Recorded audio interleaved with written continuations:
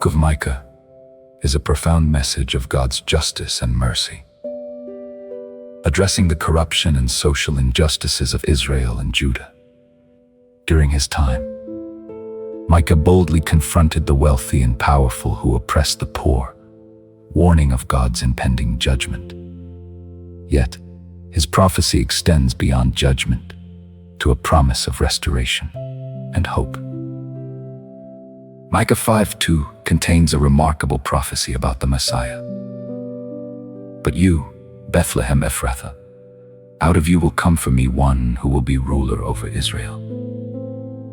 This prophecy was fulfilled in the New Testament, as recorded in Matthew 2, when Jesus was born in Bethlehem. This fulfillment demonstrates God's faithfulness to his promises, transcending time and circumstances.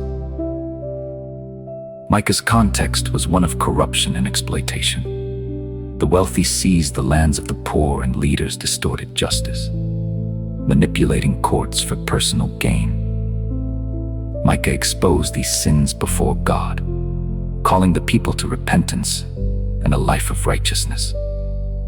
Micah 6:8 sums up his message. What does the Lord require of you? To act justly and to love mercy and to walk humbly with your God. God desires not empty rituals, but lives filled with justice and compassion. God's heart is beautifully revealed in Micah 7:18-19. You will tread our sins underfoot and hurl all our iniquities into the depths of the sea. Even in judgment, God delights in mercy and restoration. He promises to embrace his people when they repent and return to him, offering a new beginning.